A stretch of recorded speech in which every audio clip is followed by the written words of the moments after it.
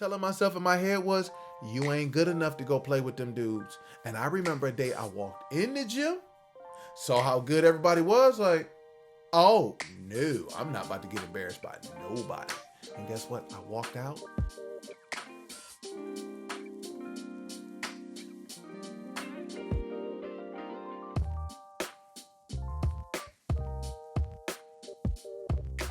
What's up?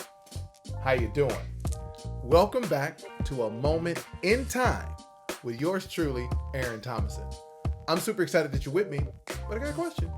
Same one. Did you give this to 3 people last time? Did you give this away? Are you allowing the big fella to work for you? All right, listen.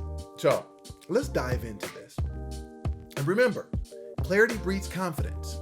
And when we can be clear on who we are, where we are, and ultimately where we want to go, we can take the next step with confidence and clarity on the path in the direction of our goals for sustainable success, right? We can do that. And so we've been talking about here this week about rewriting your story. And the ability to rewrite your story first has to come from the desire or the revelation that you're not okay with the story that you've been telling yourself for the longest. All right, so we talked about that. Now, here's what I want to tell you a little bit about a story. It's sports related, on how I had to rewrite my story. All right. And I had to rewrite my story in this situation where, it could have went a couple of different ways. And I need you all to be gentle because, again, I'm letting you into my business. All right. Okay, so let's walk through this. So back home, there's this gym on the east side of Detroit. Now, on the east side of Detroit, this was a gym in which all of the top players used to go into. And I'm going to be honest with you. I probably didn't start playing consistently at this gym probably 2 to 3 years before I probably needed to. Tell you why? It's because the story I was telling myself in my head was, you ain't good enough to go play with them dudes. And I remember a day I walked in the gym, saw how good everybody was, like, oh, no, I'm not about to get embarrassed by nobody. And guess what? I walked out and didn't come back for about another 2-3 years. I just want to be clear.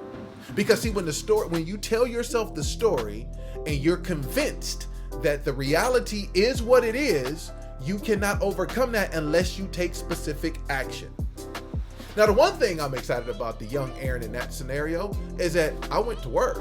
I went to work outside of that gym with all the elite players to allow for myself to come back in about 2-3 years in which I was better and I was ready to go.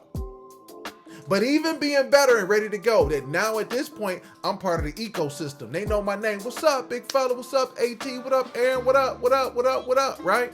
We getting all that stuff in. Well, I remember this. It was a Friday night. And we used to play there Friday nights and Saturday mornings, especially before the season started, because we were all trying to get better.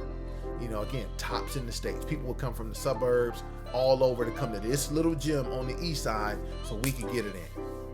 And I remember this one Friday night. And this guy was actually a year younger than I was as far as high school. And I tell you, he dogged me. When I tell you he dogged me, it was so bad. It was embarrassing. I'm glad we didn't have social media. I'm glad we didn't have, phones. Because, we had the camcorders, right? They was like boom boxes. You put them on your shoulder and everybody couldn't afford that. Like if we would have had the phones we have right now, I would have went viral. I was getting dogged. Like he was shooting jump shots. He was blocking shots. I was getting dunked on. I mean, it looked like a sizzle reel in a movie. It was how bad I was getting hit that night. And guess what? I hopped in my car. I wasn't driving. I'm tripping. I wasn't driving, but I hopped in my dude's car. He took me home, and we didn't say nothing. But all while I'm going home, I'm seeing all of the things I just told you. Shot getting blocked, getting scored on, getting dunked on. I'm seeing all that stuff happening. And in my head, I'm going, yeah, I got to get that out my head. And as I'm getting out my dude's car, I said, yo, you come. I said, you showing up tomorrow? He said, yeah, I'll be there. He's like, you coming? I said, yeah. Because in my head, I'm going, yo, I got to get this story out of my head. I got to change this. Because here's the thing. I can't change what just happened on that Friday night. It was bad. I had a bad night. Bad day at the office. It happens. I'm human. But the one thing that I was not going to let sit in my head was that negative story, because that negative story would have allowed for me to start coloring in that you ain't that good. You know, he don't really like you. Listen, it's competition on the basketball court.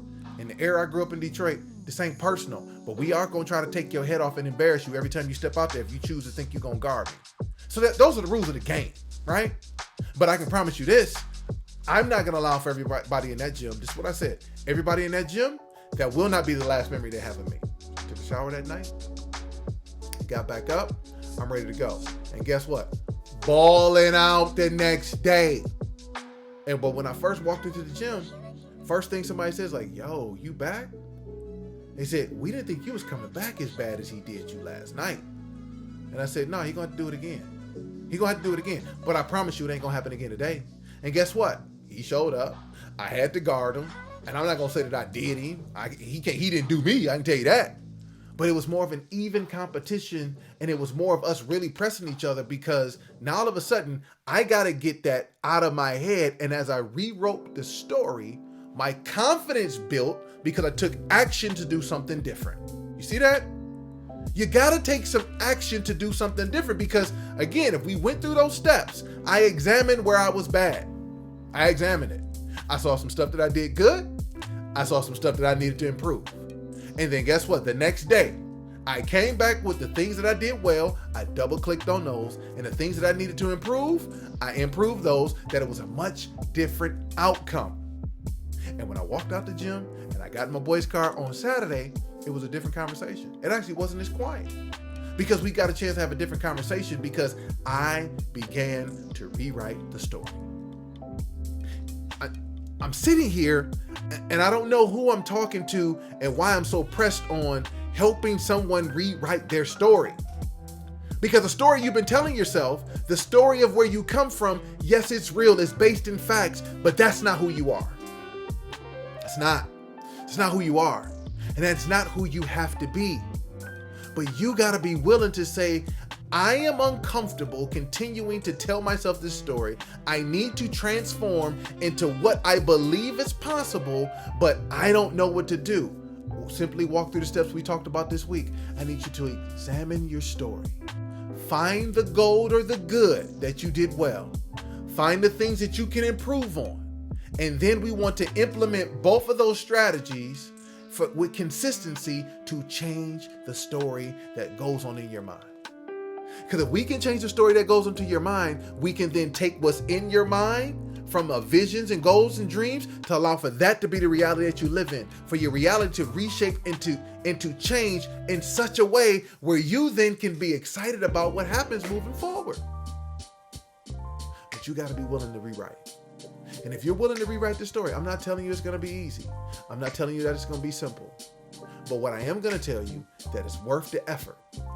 If you understand that it's going to be a little hard, but if you're intentional and you walk through those questions that we talked about, you will take what's resided here, the beauty that you've always seen in your mind, as opposed to that negative story. You'll remove the negative story, and the greatness of your reality will get a chance to live out, and you'll transform somebody's life based on you making the effort and taking the steps to get it done. Listen, I'm excited.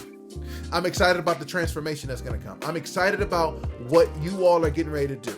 So the only thing I want you to be able to do now moving forward is in the comments, I need you to just put there and say, yes, I'm rewriting my story. That's it. That's all I want you to do. Yes, I'm rewriting my story. That's all I want you to do. And since I know that you're going to be rewriting your story, I'm excited about what the story looks like. That's all I want the next step to be. Is for you have gone through those questions and then declare publicly, yes, I'm rewriting my story. Do me a favor before you click off. Give this to 3 people. They need it. Don't be selfish. But then the other thing I want you to remember before you go, just because you're on this journey to get better, it doesn't mean that you weren't already good. So until next time, I'll see you then.